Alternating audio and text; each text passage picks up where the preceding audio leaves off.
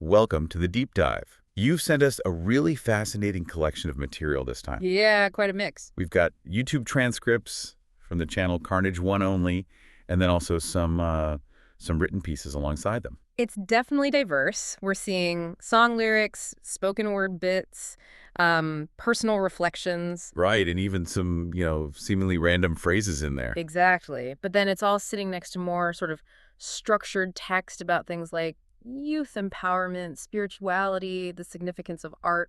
So our mission, as always, is to kind of wade through all this eclectic mix you've given us and really try to pull out the core ideas, the emotions, what perspectives are being shared. Basically, yeah, giving you a shortcut to the essence of what's going on in these sources. Okay, so let's get into it. The first thing that really jumps out, I think, is just the sheer amount of creative expression. Definitely. It's everywhere. You've got lyrics popping up all through the YouTube transcripts, and that written text, it explicitly calls Carnage one and only, a visionary artist, musician, and writer. Right. It makes you think creativity isn't just like a background thing here. No, it Yeah. feels central. And maybe the main way this person interacts with the world. Well, it's not just that creativity is there, though. What's really interesting, I find, is how often it seems tied up with struggle, overcoming struggle. Yeah, I see that. The written text, the sermon excerpt you mentioned, they both talk about navigating personal pain, right? Exactly. Mental health stuff, addiction, broken relationships. It's all mentioned. It kind of makes you wonder if the creative output, the art, is maybe a way of processing that, or even like transforming those difficult experiences. You can almost feel that in some of the lyric snippets. Yeah. Lines like, I'm caught up in my head. Mhm. Or, I might say that I'm fine when I'm really not at all. Right. That one's stark. And even double prison blind ambition. I mean, they don't just talk about hardship.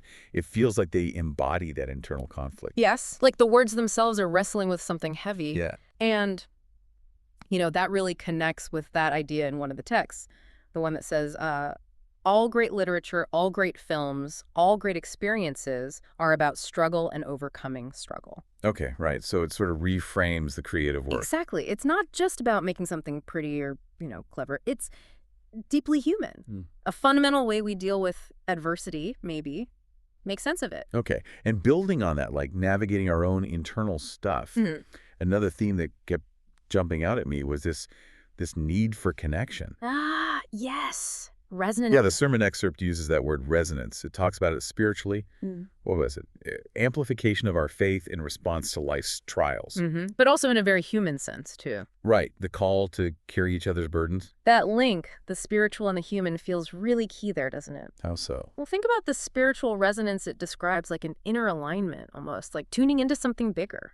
And then think how that mirrors our human desire for connection, finding people who are on our wavelength, that sense of belonging, being understood. Ah, I see. So both are about feeling amplified, understood, whether by like a higher power or by other people. Precisely. And we even catch glimpses of that longing in the lyrics, don't we? Like, I'm grateful you appeared. Right, suggesting a really deep appreciation for someone specific. Yeah, for that connection. And it's not just one-on-one stuff either, is it? There's that line in the pasted text about like-minded individuals create synchronicity. Oh, yeah, that's interesting. It hints at something broader, doesn't it? Yeah, like finding your people, your tribe. It somehow amplifies things, creates something more. I think so. It really speaks to the power of that shared experience, It creates validation, strength. When people on a similar wavelength connect, it fosters that sense of belonging, mutual support. It can be incredibly powerful. Okay, shifting gears a bit now. Time. That's another thing that comes up quite a bit in these sources. Oh, definitely. The ticking time verse. Yeah, that's pretty direct about it. Yeah. One only has 24 hours in a day, and then poof, it's gone. And time is ticking, don't wait for nobody. It's quite stark, isn't it? That immediate reminder of how limited time is. It is. And that urgency about the now, it creates this really interesting contrast with other ways time is talked about. Like what? Well, you've got references to the past, like ripped pages from the past. Suggests looking back, maybe letting go of things. Okay. But then in that pasted text, again, there's that strong focus on youth as the guardians of tomorrow. That's very future focused. All right, so it's like the sources are grappling with time from all angles. The immediate present, the past's weight, and responsibility for the future. Yeah, it feels like it. And woven through all that is this idea of perspective. Ah, yes, the Father's Day video. Yeah, yeah. That's perspective. I have that one down. Like capturing a moment of seeing things differently. Exactly. And the advice in the text about reframing negative self-talk, that's fundamentally about choosing a different perspective, isn't it? Actively choosing how you see yourself. Right. And what's interesting is how shifting perspective seems presented as like a tool for navigating these different aspects of time. How we see things affects how we experience time itself. Perhaps. It suggests that our viewpoint can profoundly impact our experience of the present urgency, the past lessons, the future hopes. Okay, let's peel back another layer here. Self-awareness. Yeah. Inner exploration. Right. That quote from the Gospels of Thomas is pretty powerful. It really is. When you come to know yourselves, then you will be known. But if you do not come to know yourselves, then you exist in poverty, and you are poverty. Wow. Yeah. It's a strong statement on the value of inner knowledge. And it connects right back to the pasted text, calling self-awareness a blessing. Directly. And you see hints of that inner exploration in some of the more free-form bits in the transcripts, too. Like the brainstorm part. Exactly. Signal smoke roaming out my mind.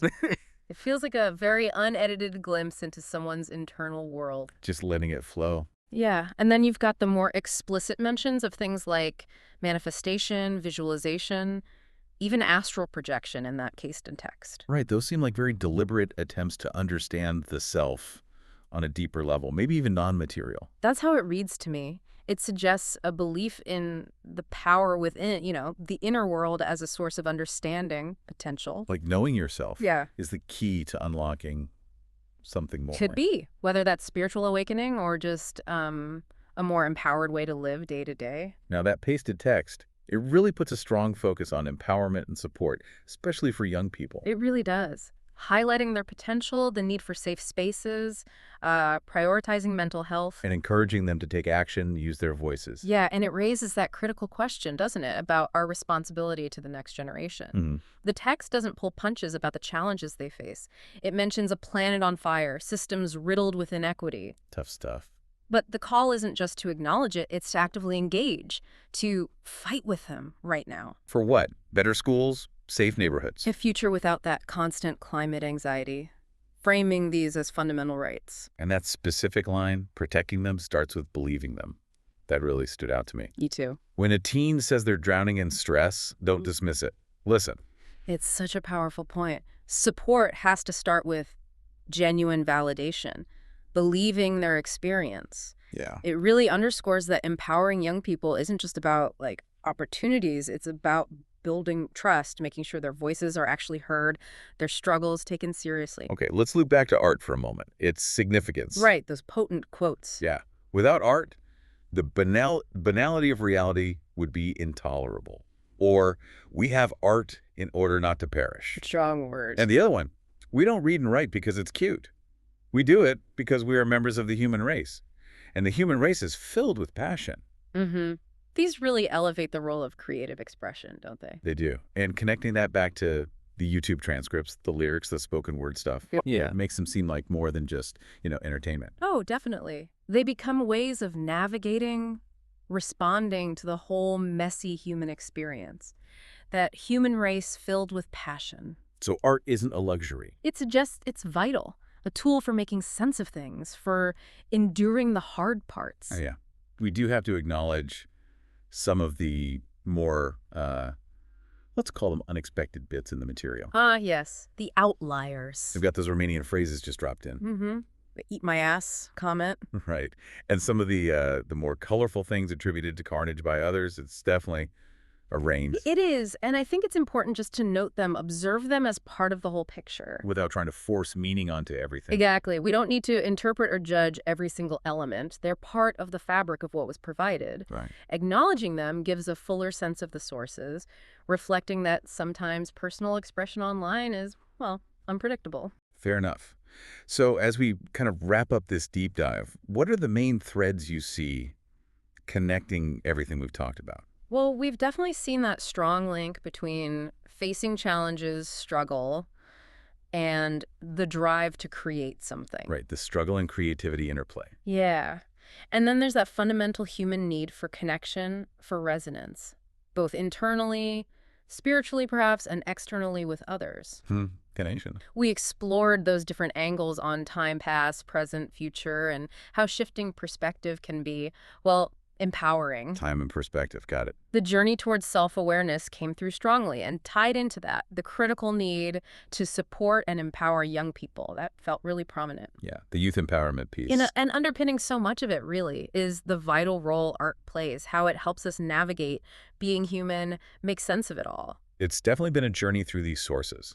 From those very raw personal expressions to the more structured, kind of outward-looking calls for action and empathy.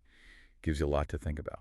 It really does. And maybe that leads us to a final thought for you, the listener. Okay. Just reflect on how these themes are, navigating challenges, seeking connection, understanding yourself, the power of creativity. How do they resonate in your own life, in the world you see around you? What new perspectives have these diverse sources maybe sparked for you today? Okay, so let's unpack this. Our sources, they hit us right away with this really powerful contrast. You've got turning pain into power and hope into healing. That's the goal, right? It's amazing transformation. Yeah, it's a very strong statement of intent. But then just as powerfully, you get these lyrics, please don't love me, please don't want me.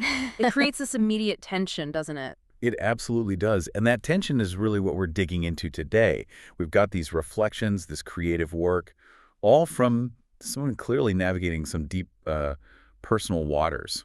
And that duality you mentioned, it really sums it up. Right. And this isn't just abstract thinking. It feels very grounded in lived experience. We're seeing thoughts on ego, self-awareness, which is called a blessing here, battles with addiction, mental health, even explorations into manifestation. And then the song lyrics, which are incredibly raw.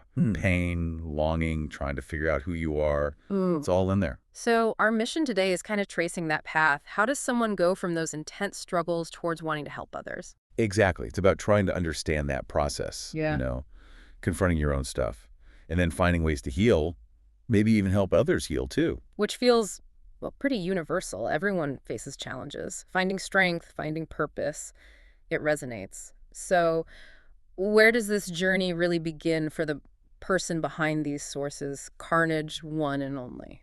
Well, the material paints a picture starting from a place of significant pain. Addictions mentioned, relationship breakdowns, mental health issues. There's even a point where he talks about feeling almost like addicted to pain.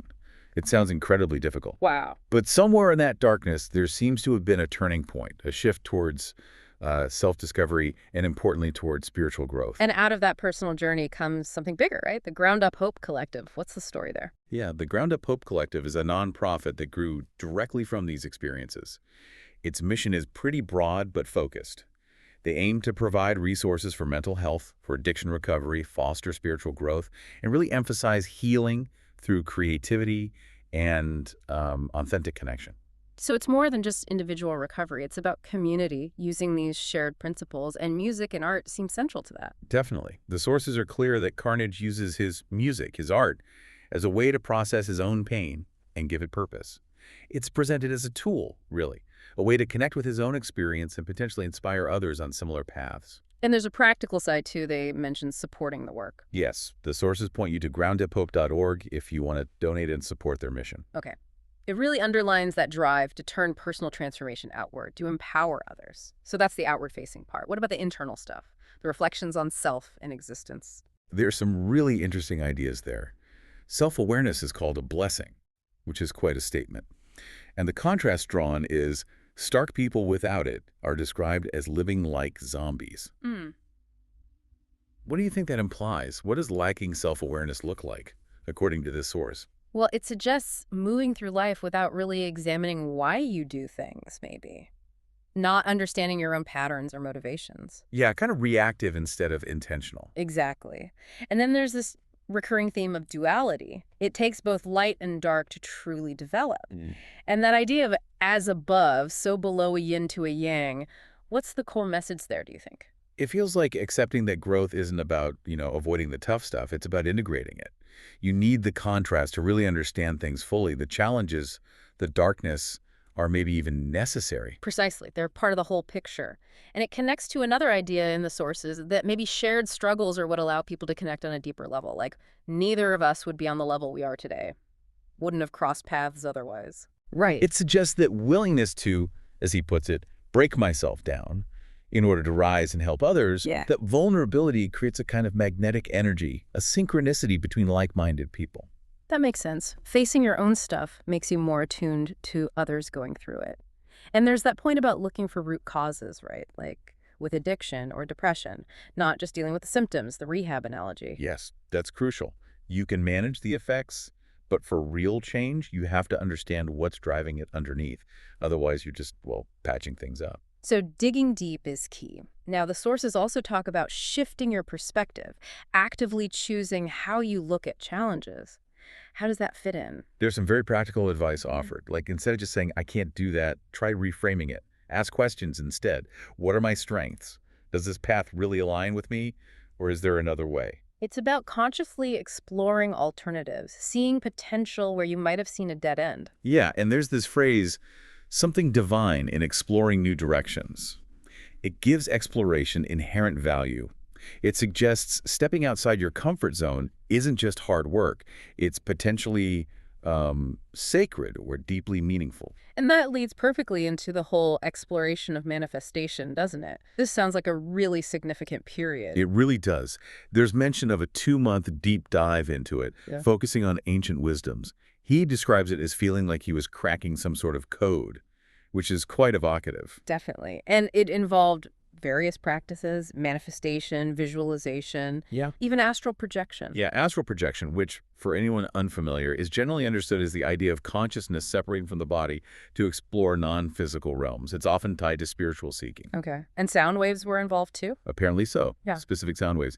And he describes a physical feeling, a pulsation in my pineal gland, happening without any substance use.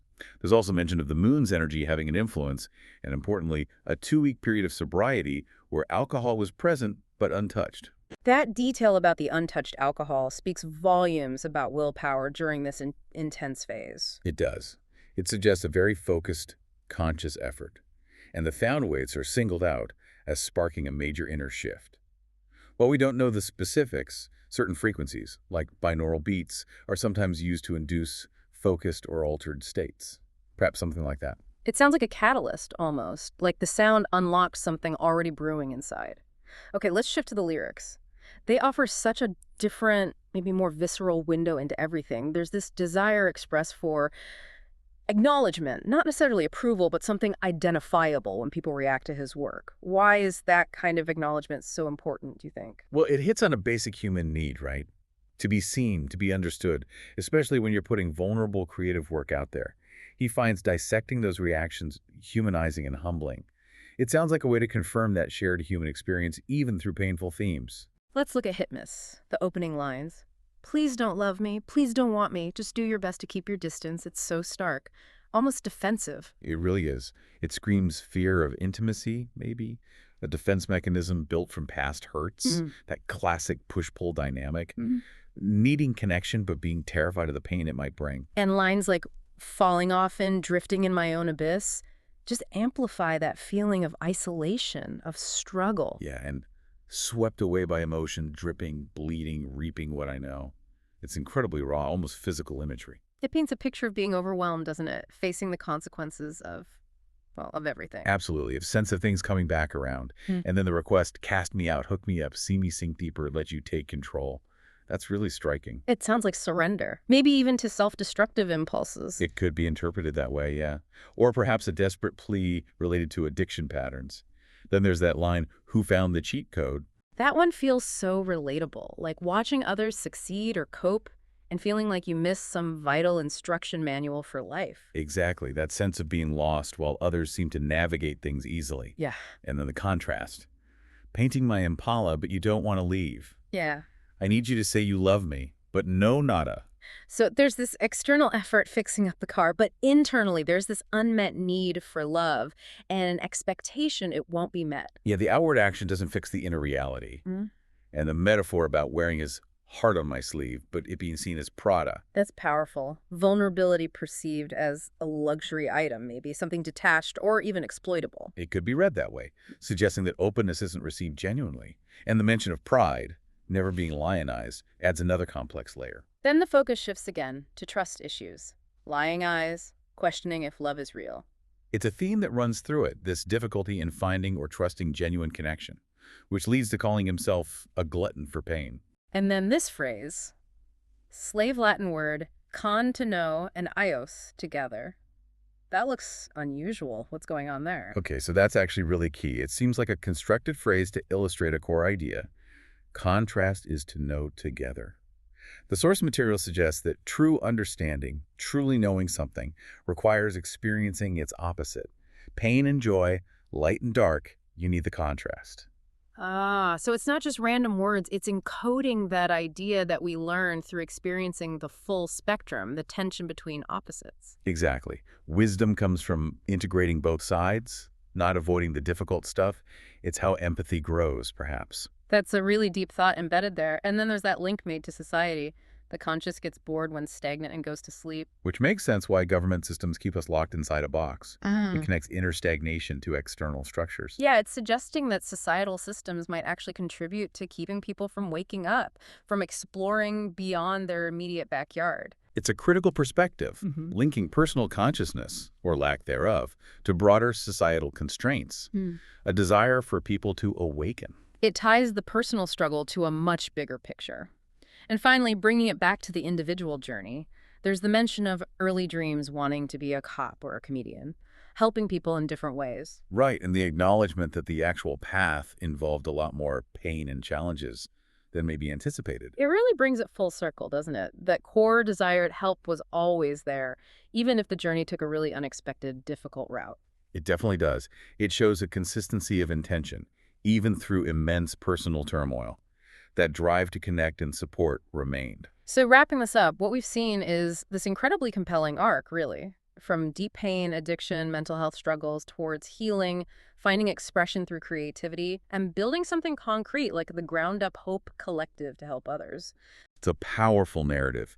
It involves that deep inner work, the manifestation explorations, channeling it all into music and art, and then building community. It's multifaceted. Absolutely. And it leaves us, and you listening, with something to think about, doesn't it? Yeah. How do people transform pain? What does that look like in different lives? How do we find our own ground-up hope, whatever form that takes? It's a great question. And it highlights that interplay between showing vulnerability, like in those lyrics, and finding the strength to work through it and build something new. That vulnerability and strength aren't opposites, maybe. They're both part of the process of healing and finding who you are. A reminder, really, that even from the toughest places, there's potential for incredible change and finding real purpose.